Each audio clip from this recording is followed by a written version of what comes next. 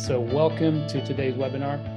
This is the future of church funding. I'm going to be joined with Joe Park, the CEO of Horizons Stewardship. Just excited for today's topic. Joe and I have been talking about some of what's been happening literally over the last 2 years with the pandemic and everything that's been going on in the church giving world. And I think what he's going to share with you today is going to be very valuable.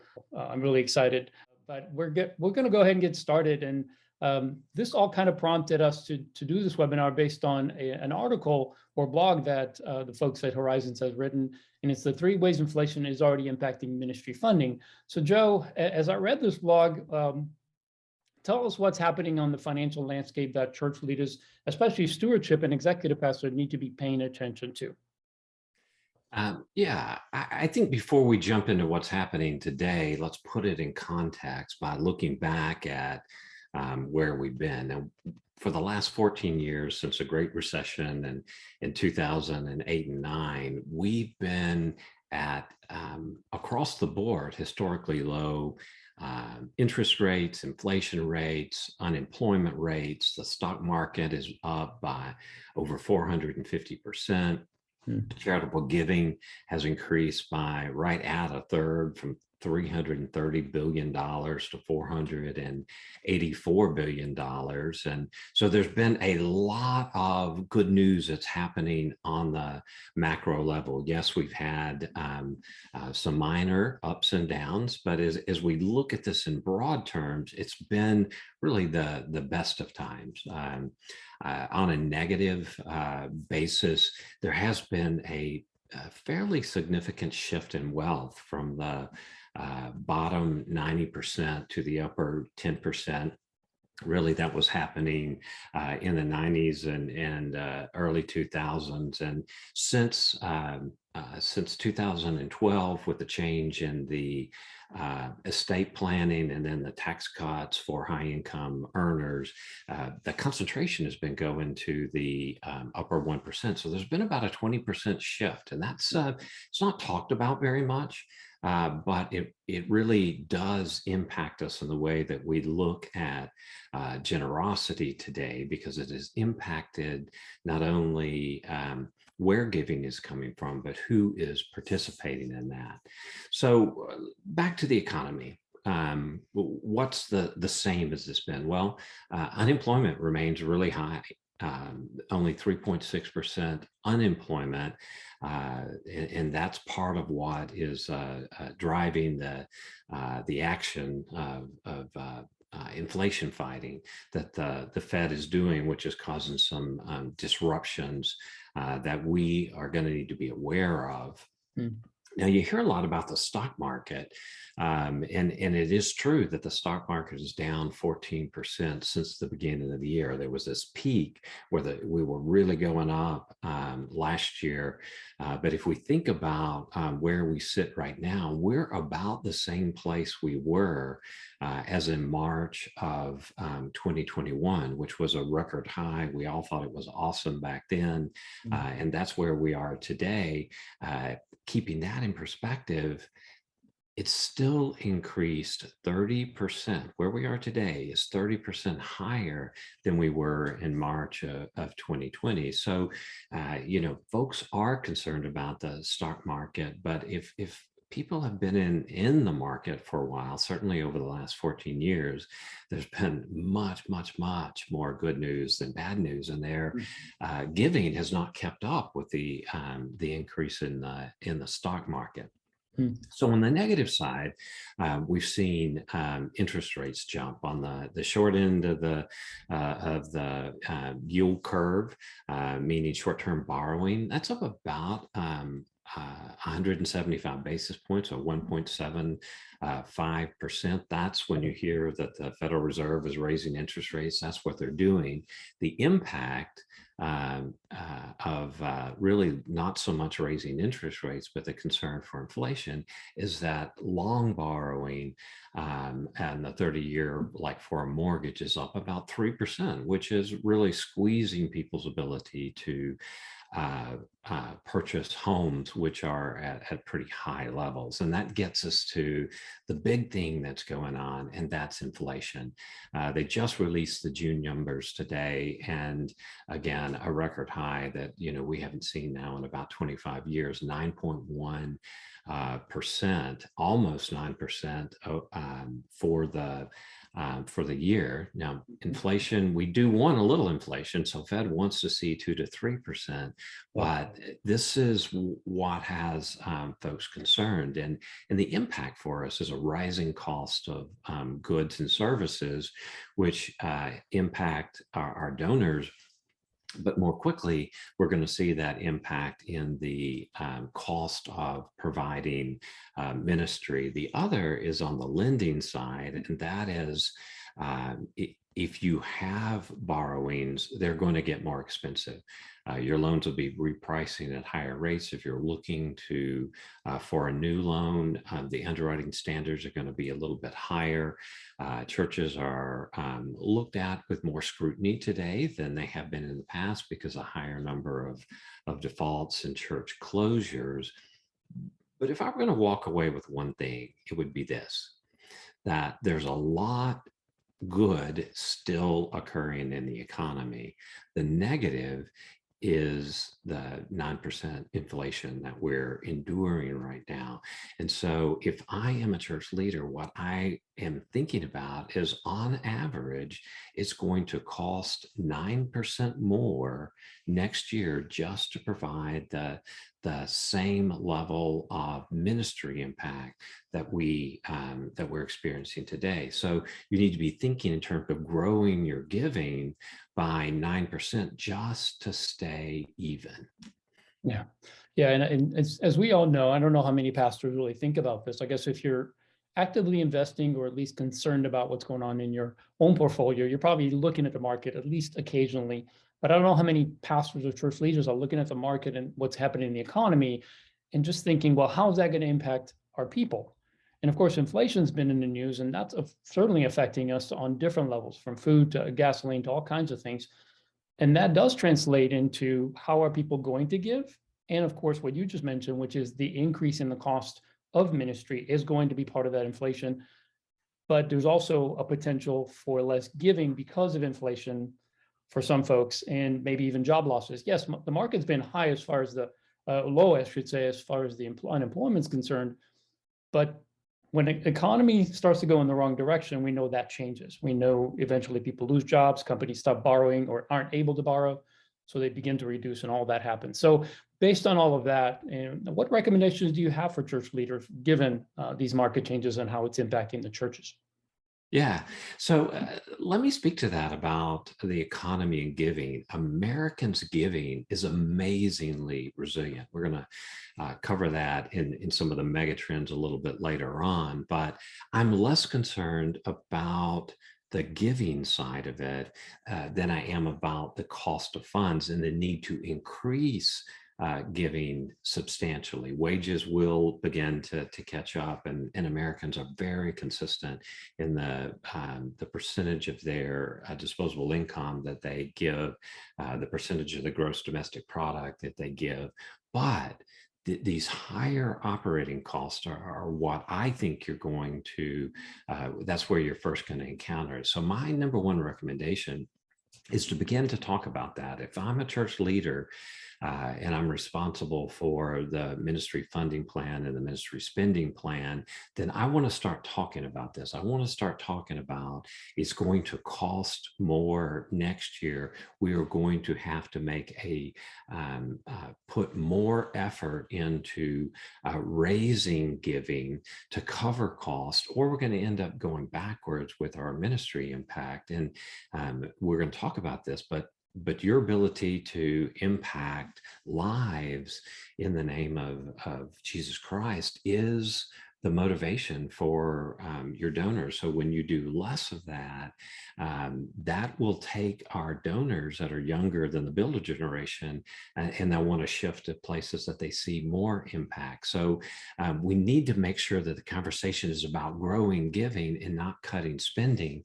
But the growing giving takes longer to ramp up. it's much harder to do. And if you don't start those conversations now and get people used to the idea, what's going to happen is knee-jerk reactions later on that will Mm. result in cutting spending. Yeah. Second, go ahead. Well, I was just going to say, I mean, that's, I just appreciate the way you said that, because usually when there's economic downturn, when we think about our personal finances, we tend to think, well, we need to cut back on things and we just kind of weather the storm, so to speak, until we can then get back to normal, so to speak. But in God's kingdom, we're not supposed to retreat. We're supposed to advance. So the idea of reducing ministry because the economy's hurting, that goes against what we know, which is that healthy things grow and God's desire is to grow his kingdom. So we should be thinking as church leaders, how do we increase and continue to increase God's kingdom in the ministry that we offer through our churches, even though the economy may be doing whatever it's doing. And like you said, people's giving has been consistent, at least on a percentage basis. So if we can focus on that, it is better to have more money coming in than it is to just cut back. It just does. So I appreciate you sharing that, because that's such an important aspect of ministry that we cannot lose sight of. But you've got to start laying that foundation, because as Leo, as you mentioned, the knee-jerk reaction is to cut back. Mhm.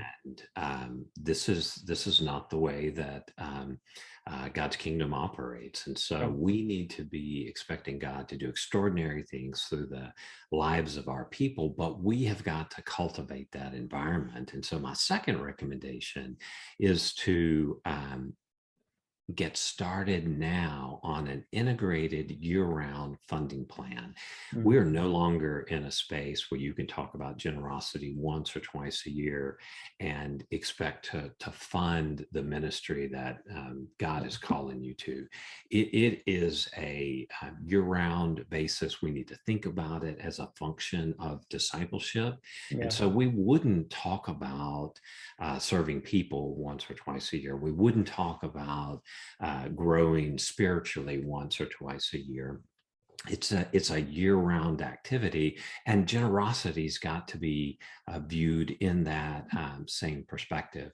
Yeah. The third recommendation is, if you're carrying debt, you really need to evaluate your opportunity to reduce that.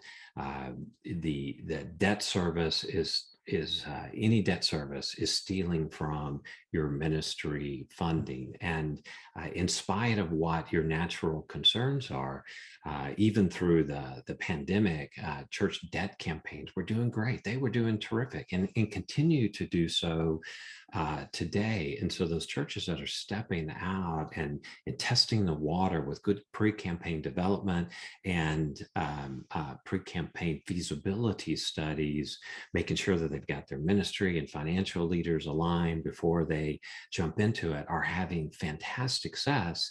And so if you can move that off your out of your ministry spending plan, take the debt service and interest out of that, then you can do more ministry. The other thing that's important to know about that, if you've got some debt or you need some renovations, is renovation capital campaigns are also doing really well when they're centered around ministry needs. And so most churches that are doing capital campaigns today are combining that with renovations, which there's a lot of reasons you want to do it that I'm not going to go deeply into here, but it will create more giving, draw more people into participating. And when you invest in those renovations, deferred maintenance, that sort of thing, then the pressure on your ministry budget for deferred maintenance or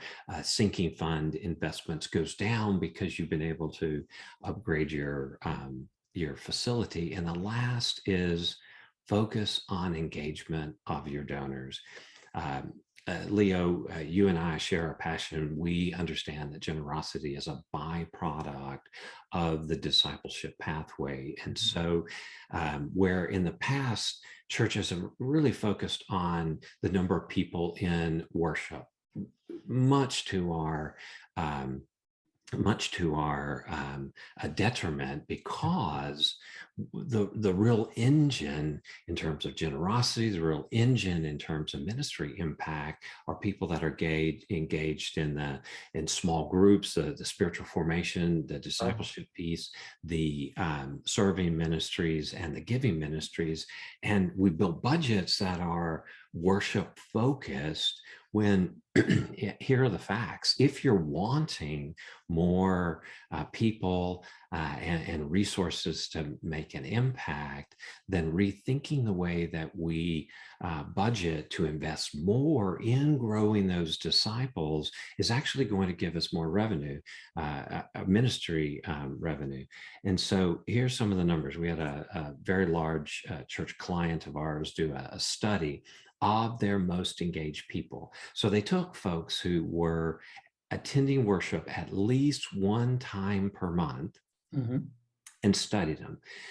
What they found was that those that attend 1 to 2 times a month give on average about 1% of their income. That's pretty consistent across, across churches in the United States. Those that attended worship twice or more a month gave about 2% of their income. Now, it didn't really matter whether that was online worship, on demand, where you're watching recording, or on campus.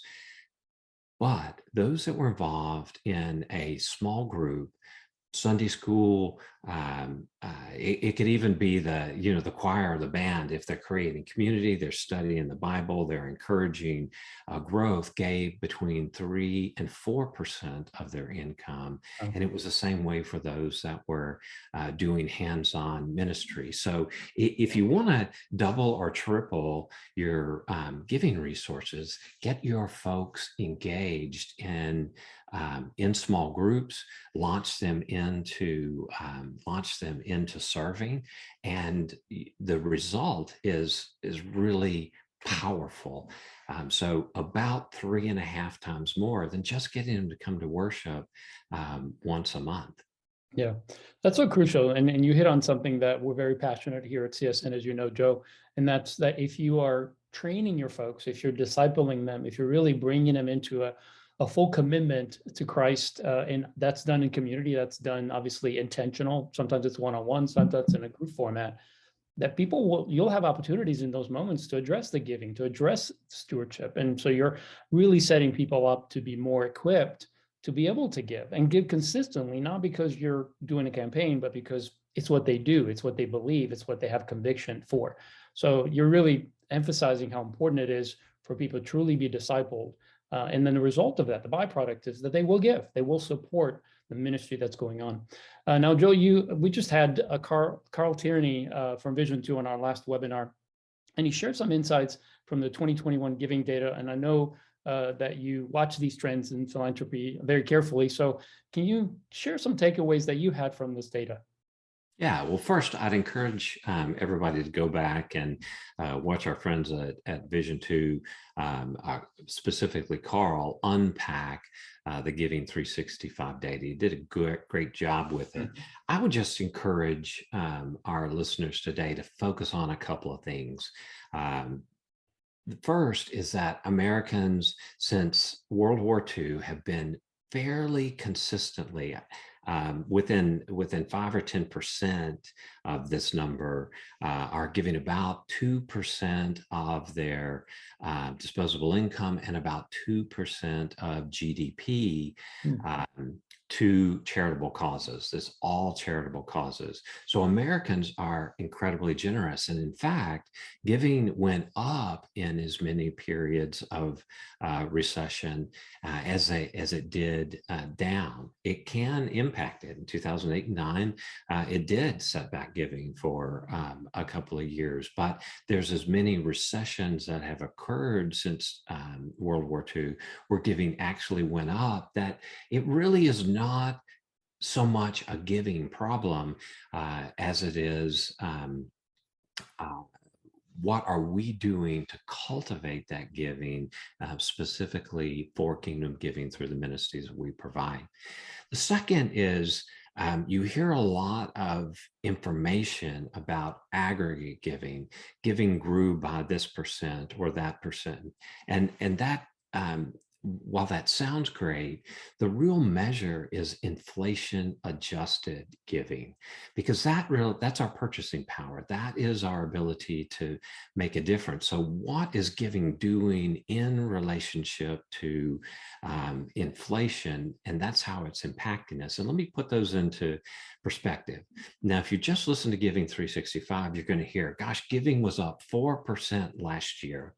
But on an inflation adjusted basis, we actually lost ground about 0.7%. We actually contracted in our ability to buy more, purchase more ministry. And if we look at religion, from 2019 to 2021, that's the most recent period of time that we have this giving data on. Total giving increased 5.3%, but our actual purchasing power fell by a little less than 1%.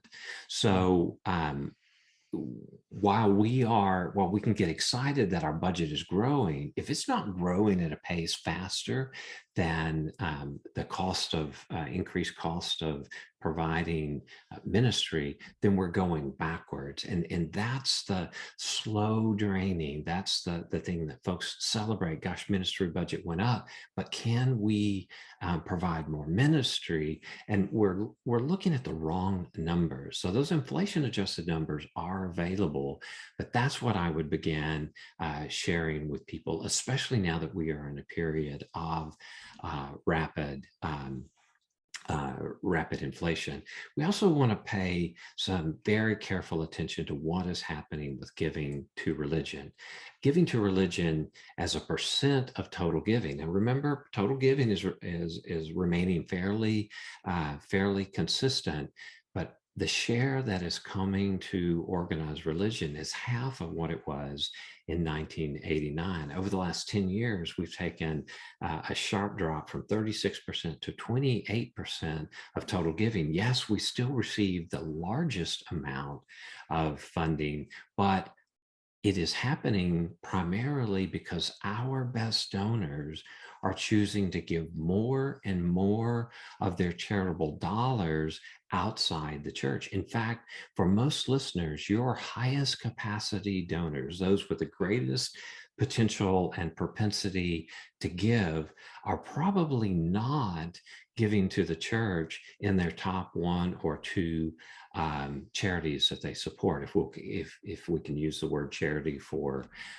church. And so recognizing that, particularly around the high capacity donors, because remember, wealth is moving rapidly toward this group of folks, then we have got to change what we do to address that. And so if you just walk away and say, gosh, giving basically remains consistent, the share that is coming to us is really up to the practices that we have at the local church level.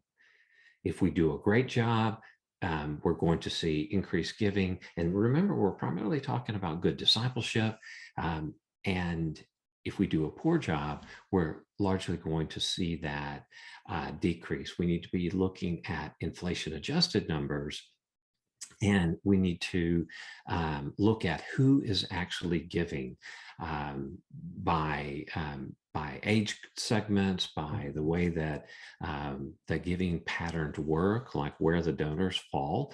And we're going to talk about that a little bit later on. But just walking away with, it's not really a giving problem. It's a giving to us problem. And if we're not receiving that blessing, it means we're not doing something in the cultivation of our households along our discipleship path. Yeah, that's really good.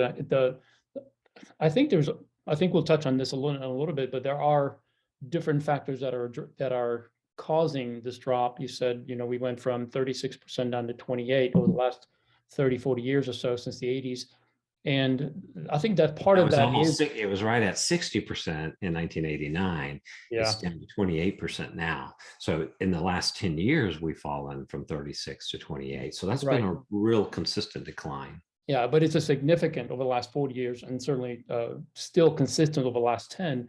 And I think the things that we've been keeping an eye on is who's actually giving. And you mentioned that, like who is actually giving. It's so important that churches understand and do a greater job of understanding the data of their givers, because that allows them not just to have a strategy how to communicate, but like you said, it gives them the ability to go back to how do we fix this trend, and what's causing it? What's causing the trend to go downwards? Is it that millennials are not likely to understand the mission of the church? Is it that we have an older population that is still supporting the church in a great way by a major percentage, and they're not going to be around forever? So the church needs to be aware of that.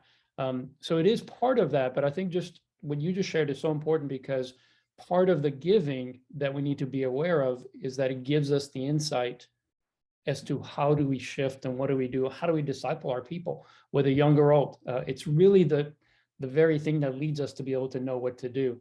So we can't ignore that information. So Joe, since the economy obviously has had some significant changes, the giving patterns obviously are changing.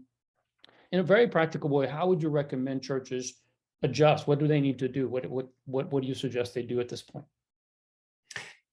Um, I think I would start with the way that I'm communicating with my households in the church.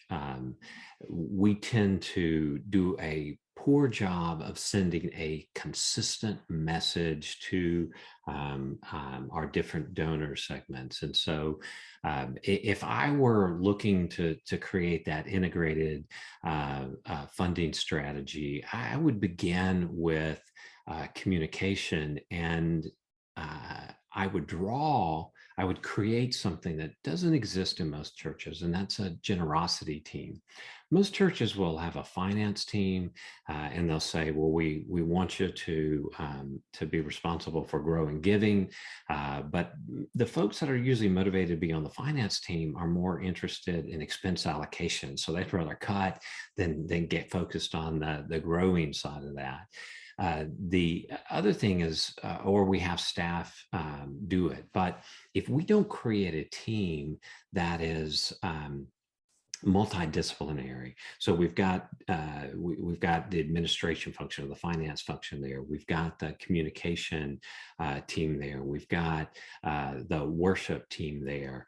We've got the discipleship team there. If we don't have an integrated strategy, then we're not going to be sending a consistent message. And what helps move people is a consistent message that they understand. So I'd start with a generosity team, and then I would clarify my language, not only mission, vision, and values, but your theology of generosity.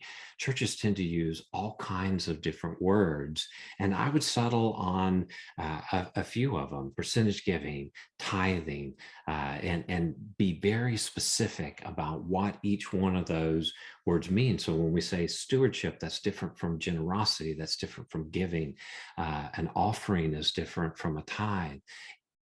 Being clear about what those words mean and making sure that we use them consistently in all of our messaging will help accelerate generosity within the church. I'd focus on connecting giving to impact and to spiritual growth. Essentially, that's it.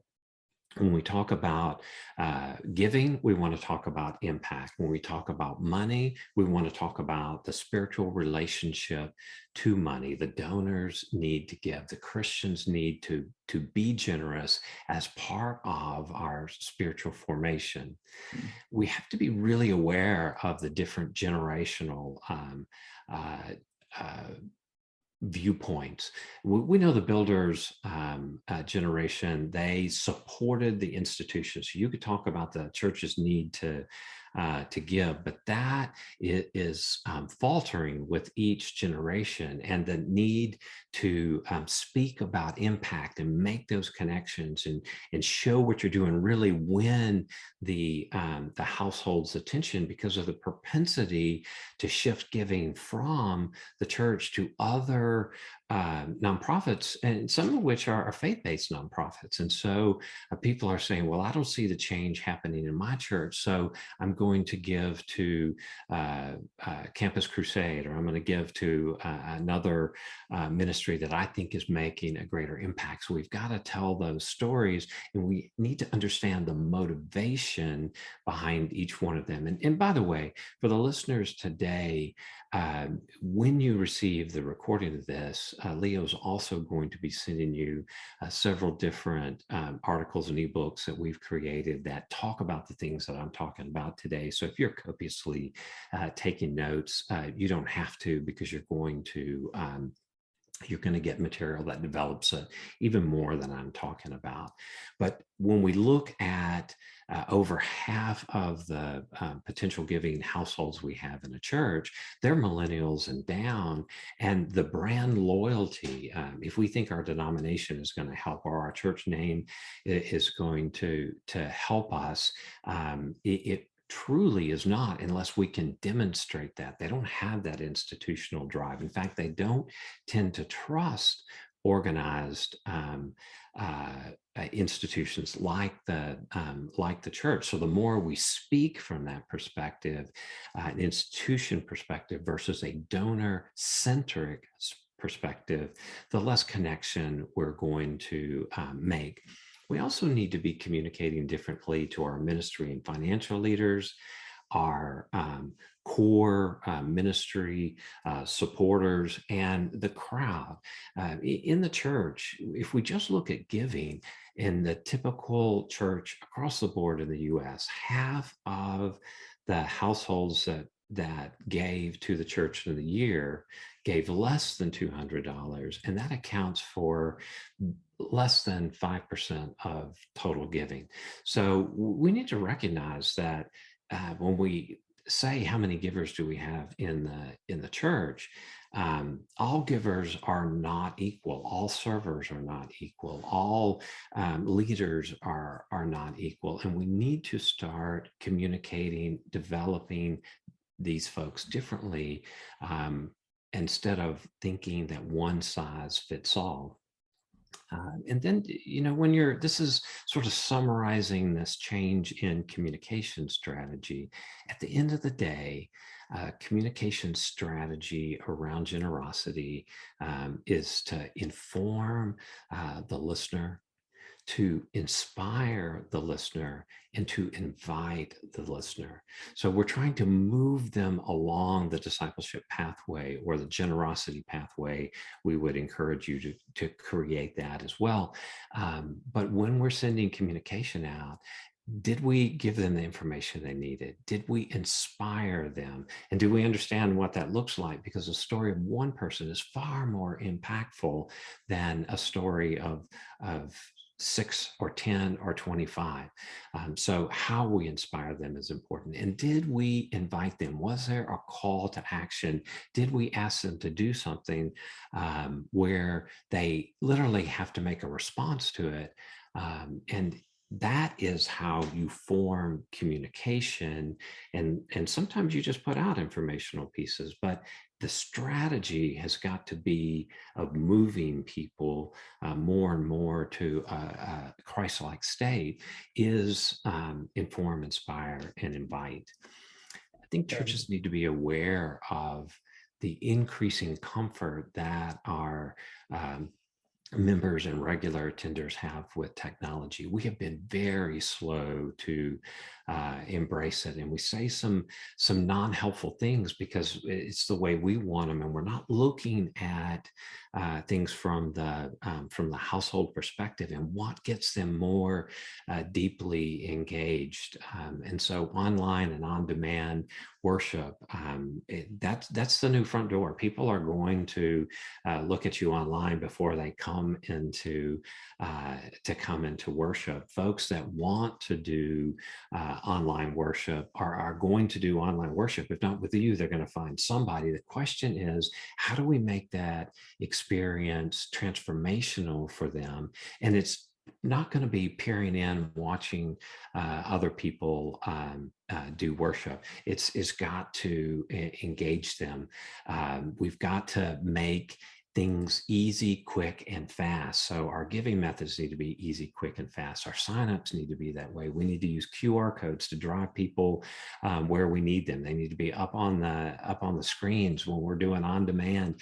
We need to make it easy for somebody to register, so we know who did that. We need to be using CRM databases that tell us about people's patterns. And so we as a church have got to embrace technology. And frankly, we've got to measure our effectiveness if we're going to tell our story. And that's going to require analytics. And then we need to adjust our funding strategies. A year-round approach focused on engagement along that discipleship path. We've got to have a high capacity development strategy that is different from core donor development, which is different from the crowd donor development. You need to be looking at alternative revenue streams. We've got these massive facilities that are not used on a daily basis in far too many cases. So we need to be creative about how we can use those, how we can be benevolent landlords to people, how we can use our facilities in ways that we haven't. Also, have already touched on this, but donor analytics, and we've got to keep up with what's happening. What's happening in donor advised funds is going to require us to have a very different strategy. The way that people will try to maximize their taxes by giving double in one year and not in the next. We need to set up ways to educate folks and encourage them to do that. Our accounting systems need to be ready to move those revenue dollars into different periods.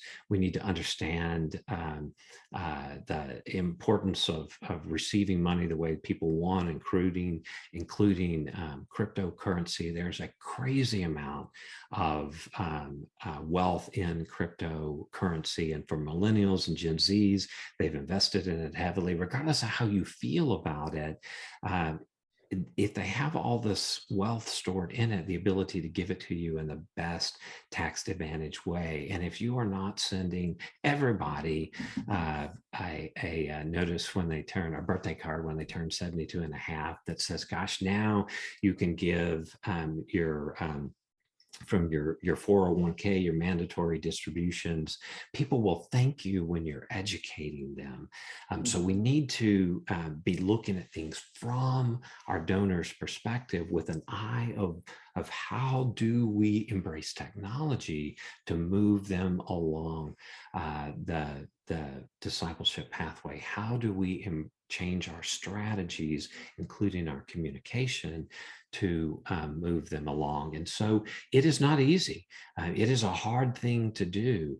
And we've set our thinking around giving in too many of the churches around what it was like to get the builder generation to give. But the builder generation is 80 years old and plus. I think 79 and plus. And so we have got to focus on growing generosity in these other segments, and it really requires work and attention. Yeah, there's so much information in that Joe just shared, and so much of it is just, it's all relevant. And I think someone made a comment that the message is much bigger than I imagined, and it's true. The task we have is much more difficult today just because of what's happening just in the last 2 years, how it's evolved both our communication, our engagement. And so if we don't adapt to that, if the church doesn't adapt and take advantage of everything that's there, we're really rejecting a group of our congregation and saying, you're not relevant to us, or we don't care enough about where you are to come alongside you. And that's not our heart. That's not the heart of the pastors and the church staff, is to ignore. But yet when we don't communicate like we need to, when we don't understand where they're at, And we're not asking them to, we're not going somewhere where we don't need to go. We're just going alongside and communicating the same values, the same principles, the same gospel message. It's just that we have to be ready to do it in a way that they understand, and then leverage everything that Joe just shared. Joe, you guys have done this for a long time. You've served so many churches, and you have so much experience, and you really have a breadth of knowledge, and you look at so many things. Just as some of the things that you mentioned just in the last few minutes, a lot of churches don't think about all those things. And I think part of partnering with an organization like yours helps them to really have their eyes open to things that they could be doing maybe better, or things that they could be doing that they're not doing right now. So what are some of the principles that Horizons using when coaching a church toward an integrated funding model approach to growing generosity? Share on that a little bit. Yeah, let's talk about what an integrated funding strategy is. When we say that, what do we mean? What we mean is thinking about growing giving to our annual ministry funding plan, special giving, those needs that come up that may be capital in nature but don't require a full capital campaign, capital giving and plan giving as one strategy to increase generosity among our folks. Where they do that is part of that underlying strategy, but it isn't four separate strategies. It's something that we are doing all the time. Is part of our discipleship pathway, and so our discipleship process. And we need a year-round plan, which means that we are planning the focus areas, how we're going to inform, inspire, and invite people to take the steps that we're asking them to take. It is a constant process. And so what you're focused on is going to be a little bit different based on the life of the church. So for instance, after Easter, picking up, growing your recurring giving is important. And it flows naturally with people saying, the summer's coming, we're not going to be here as much. So we're setting up our giving on a recurring basis. This is a good time for us to do that. And so that might be a focus for you. But imagine having a year-round strategy that is integrated with your messaging from the worship platform. It's integrated through all of your different communication channels and pre-planned with intentionality, and you're measuring results and adjusting your strategy as you move forward. That's what that generosity team is doing. And if you're not embracing that, you're going to struggle. And we see that in the numbers. Horizons does a study once a quarter. We invite churches to tell us what happened year to date, year over year changes each quarter. And what we're seeing is that about 37% of churches are having a lot of success in growing generosity. About 26% are kind of holding steady. Their giving is about where it was last year, but remember, that means they're going backwards. Now they can afford about 4% less ministry funding because they just stayed the same. And then we've got a real crisis in the churches that are that 37% that are in decline. And those churches, if that pattern continues for a few years, it is unlikely that they will be effective ministers of the gospel 10 years from now. And so there's those that are doing well and those that are doing poorly. And there's also been a correlation of late. The larger the church, the better they are doing. The smaller the church, the more they're struggling. But it does not have to be that way, because even when you take very small churches, a significant portion of them, about a quarter, are experiencing great success in growing giving. So thinking about things as an integrated process, integrated into the discipleship and communication plan of the church. That's what an integrated funding strategy is. Yeah, that's good. It's good. We're We probably need to start taking some questions. Any last thoughts, Joe, before we jump into some of the questions that we have asked? There's more information in the documents that folks are going to receive. Horizons has a giving resource library called Giving 365. It's free. You can go in there. There's hundreds of resources for the do-it-yourself folks that want to learn more about specific ways to address concerns they have. And I just encourage folks to know that if you're not seeing the funding success for your ministry plan that you want, it can happen. And the churches that we're working with are on average seeing double-digit growth. And so we don't bring magic. We just bring strategy and practice and help churches focus on what is most impactful. And whether you use somebody like Horizons or you do it yourself, it is an investment, and success is going to come from not piecemealing it, but to really invest in the development of generous Christians. Yeah. Well, like you said, it's not easy, but it's absolutely vital, I think, Yeah. to the health of the church, the ongoing ministry funding that needs to occur. So it's not really, I kind of think of it like with any business, you have to think about the product, you have to continue to update and make sure the product's working, satisfy the customer.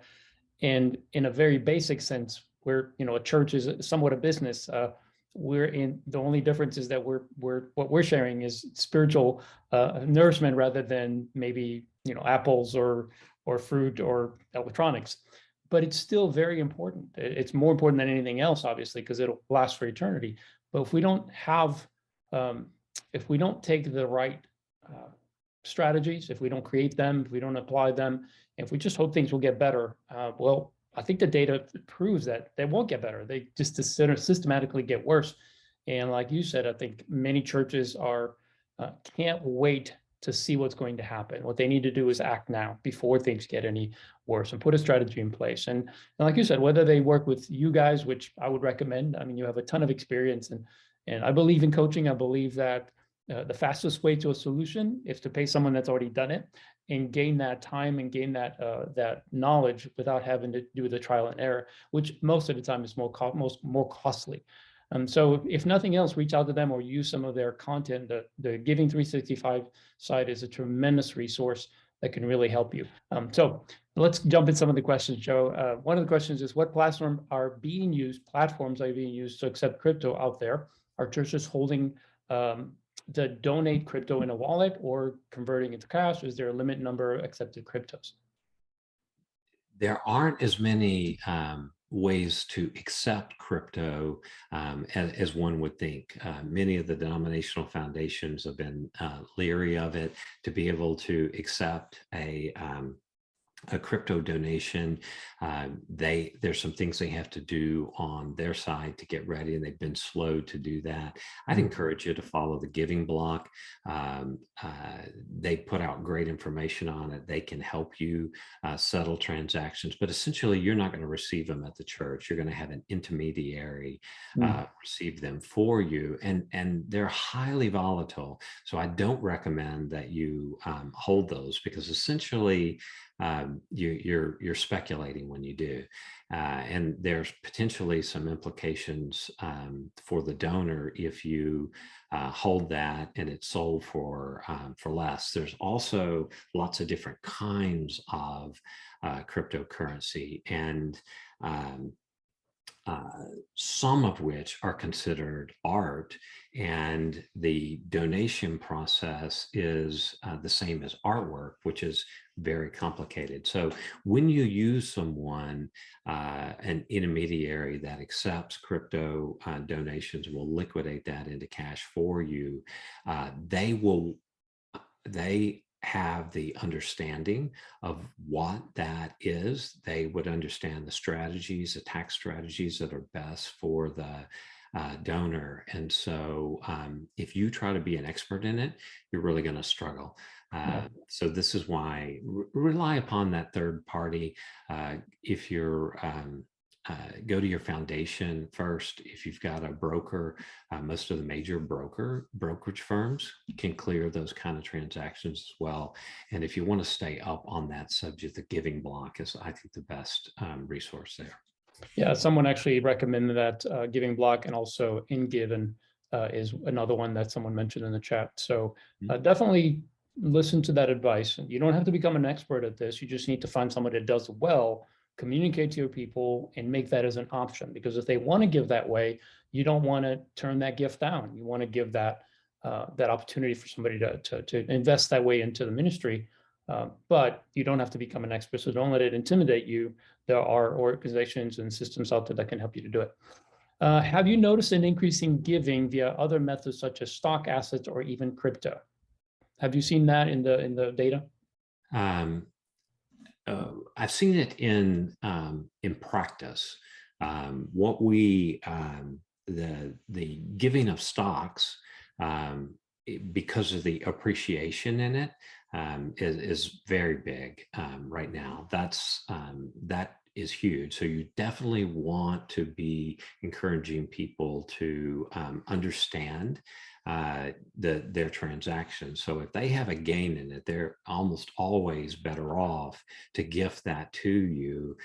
They get the full tax advantage and don't end up paying the capital gains that they would have ordinarily. Cryptocurrency, there's so few churches that are taking it, but I'm working with a church right now that's received 2 7-figure gifts in cryptocurrency. And these were donors that came to them and said, would you take it? And rather than saying, no, we don't, they said, well, let us help you with that. So tremendous amount of wealth there, especially among younger donors. But remember, younger donors are now approaching 50. So that definitely is a big one. The one, if you've got that is the most underutilized out there, really hurts my heart, is a required minimum distribution from the IRAs. Every person who is in that age group, which let's just call it 72 now, when they're at that place, they are required to take a distribution, and they have to pay ordinary income tax on it. So if you encourage them to send that distribution to you, then they avoid that taxation. And it's one of the few tax deductible are really tax advantage contributions that the average donor can make, and those folks don't realize it, and they're so happy when you educate them on that. And so absolutely yes, alternative giving from as opposed to cash is on the rise, and is going to continue to be on the rise. And the more you educate people, the more of it you'll see.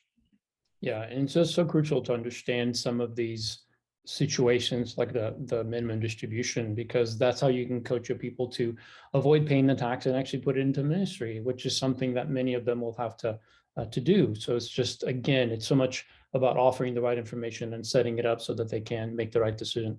Another question is, how do you break the veil of privacy or secrecy around the identity of the top annual givers in order to approach the top 25 or 50 annual givers? So we have a strong belief that key leaders in the church need to have access to donor giving records. It is almost impossible to really lead the spiritual formation that needs to happen, the cultivation, the conversations, and to not know what someone is doing in terms of giving. And so I think every senior pastor needs to know, every executive pastor that's involved in generosity development needs to know when you use donor analytics, or even if you're just using your church management software, uh, you can identify, as long as somebody's working with that data, you can identify people that need a follow-up. You can identify people that need a thank you letter. You don't have to make that information widely available. In fact, I certainly would not make it widely available, but you can show trends by using the donor numbers that people don't generally know. So you can see what these donors are doing. Your generosity team can see, but they don't necessarily need to have that name information. But almost always your executive staff needs to have it, because there's just no way to really do generosity development without it. In the same way for your campus pastors or location pastors, they need to know, because best practices would be to respond to someone when they react to you. If somebody makes a donation to you, especially if it's over $1,000, they're really looking to start a conversation with you. And if all they hear is crickets, because nobody knows, and all they get is a tax statement at the end of the year, then the likelihood of that gift recurring is not nearly as high as if there was an immediate response back. If they give to a nonprofit, they're going to hear back within 72 hours in some kind of personalized response.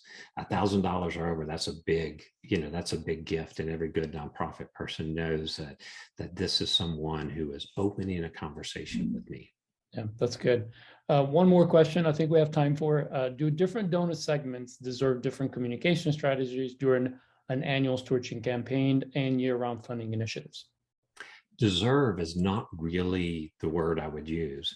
I would say that a best practice for growing generosity is a very different approach for each one of those three segments that I talked about. If you use donor analytics, you're going to be able to break them into even more precise donor segments, and absolutely their motivations are different. What they care about is different.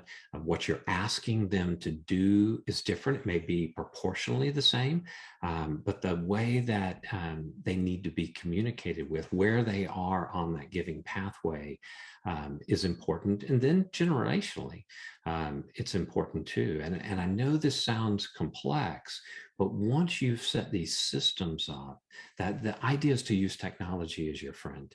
And there's no reason that, for instance, a pastor of a church with a budget of $300,000 or greater can't be using a donor analytics system that when they come in on Tuesday morning, there are a stack of notes that are already printed that they sign and write a little note on, or send an email, or here's a list of first-time donors, second, third-time donors. All of that should be automated. Once you get those into place, it is not nearly as complicated as it sounds like today, because you can't manage this without system, but the technology is there. And this where coaching will help you to access that. That's why Horizons has Horizons Analytics.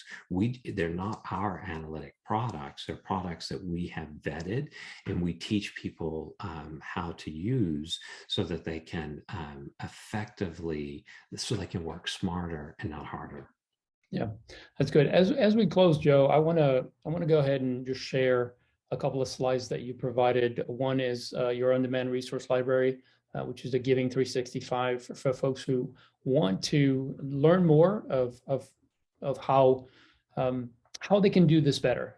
This is such a great resource that I mentioned. I also wanted to touch on, there's a QR code there, folks. You can access it with your phone. The Future of Church Giving Funding. Again, another resource that we'll also provide through the email, but there's a way for you guys to reach it. And then last, I just want to add our information. If you want to get a hold of us in any way, we would love to connect with you. You can go to horizons.net. That's our homepage. You can access Giving 365. And if you want a conversation about what implementing the strategies I'm talking about would look like in your church, those are free. We're happy to have conversations with you, so you can hit the contact us button, and we'll reach out that very day and set a time with you. Let us know if we can help. Again, the information for both Joy and I will be in the email. If we can help you in any way, whether it's CSN or Horizons, we would love to come alongside you and help with your ministry efforts. This is such an important thing for all of us to do better, because ministry depends on it. It's funding the ministry that we're all passionate about. It's people coming to the Lord. There's so much depending on it. So, Joe, I want to thank you so much for taking the time to be with us today. You share such an amount of information that's just hard to digest in an hour. So I do encourage you, if you've listened to this or if you haven't had a chance to really jot down everything, wait for our email. We'll send you that information. It'll also have a link to this video so you can replay it and parts of it that you might not have had a chance to really digest well enough. We'd love for you to go back through it and benefit from that. Joe, thank you again for being part of this. So appreciate your partnership and everything you're doing for the church. My pleasure. And you know, we're praying for the work that you do. We're hoping that the listeners out there are taking advantage of the resources you provide, the training that you provide in your annual conference. It's powerful, and I'd encourage everybody to avail themselves. Yeah, thank you, Joe. And thank you all for being part of this. We hope you have a great rest of your day.